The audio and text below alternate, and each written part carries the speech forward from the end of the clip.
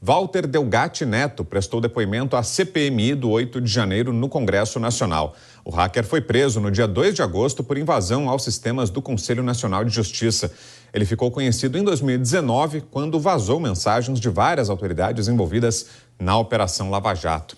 Delgatti afirmou que durante uma reunião no Palácio da Alvorada, o ex-presidente Bolsonaro prometeu que iria conceder um indulto, que é um perdão presidencial, caso Delgatti fosse preso ou condenado por ações sobre as urnas eletrônicas.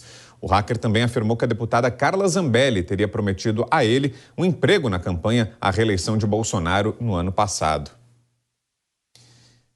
Ainda no A deputada me disse que eu precisava invadir algum sistema de justiça, ou o TSE em si, ou alguma invasão que mostrasse a fragilidade do sistema de justiça, dizendo que seria uma ordem também do presidente. Porém, apenas a deputada me disse isso, eu não ouvi isso do presidente. E fez a invasão depois no CNJ? Sim, fez a invasão do CNJ e também, a partir do CNJ, de todos os tribunais do país.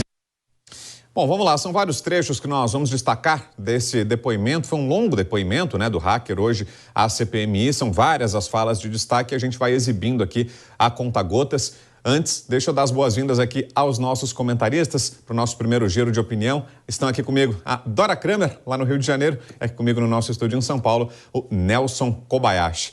Vou começar com você, Dora, suas impressões iniciais sobre o depoimento e sobre esse momento em que Delgatti implica mais diretamente o ex-presidente Bolsonaro e a deputada Carla Zambelli. Qual o balanço de tudo que ouviu ao longo do dia de hoje? Dora, boa noite.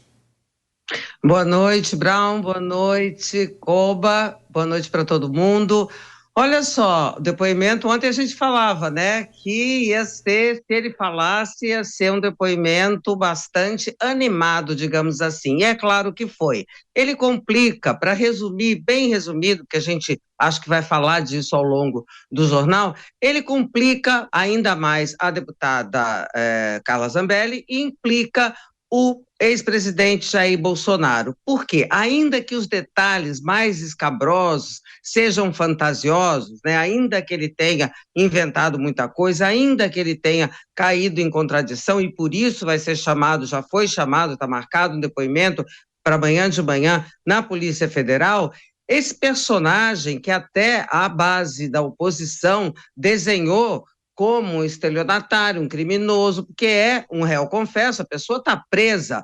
Muito bem, como é que esta pessoa, com este perfil, com essa trajetória, com essa folha corrida, é recebida no Palácio da Alvorada, conversa com o presidente, segundo ele, durante 2 horas, como é que a essa pessoa é aberta a porta do partido, PL, Partido do Presidente da República, abertas as portas do Ministério da Defesa, conversar sobre isso? Então, isso já implica, ainda que, ele tenha inventado muita coisa, mas tem aquilo. Ele vai precisar provar, o que ele disse. Achei que não ajudou ao Walter Delgatti o fato dele ter calado da segunda parte, da CPI, porque mostrou que não estava preparado para enfrentar um questionamento mais duro da oposição.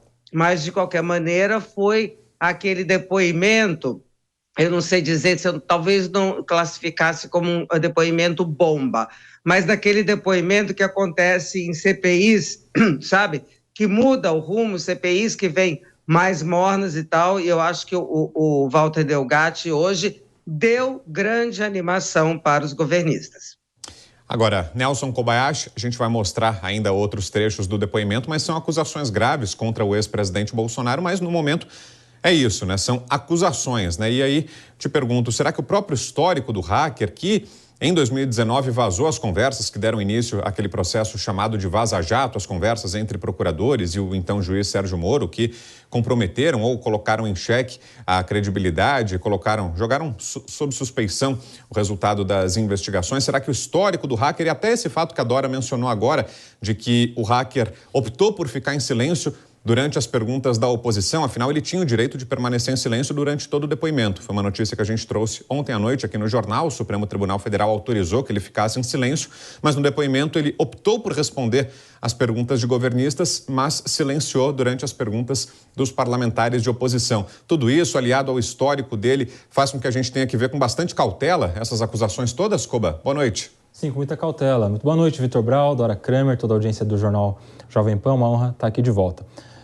Só o fato dele ser um investigado já contamina, de certa forma, a credibilidade do seu depoimento. A gente precisa se lembrar que por que é que ele pôde ficar em silêncio? Justamente porque ele é interessado, porque ele tem interesse nisso na condição de investigado, né? Na condição de alguém que pode ter algum prejuízo com os rumos dessa investigação. Por isso é que o depoimento de alguém que está nessa condição de investigado, esse depoimento não pode ser tomado como uma prova crível a ponto de incriminar alguém.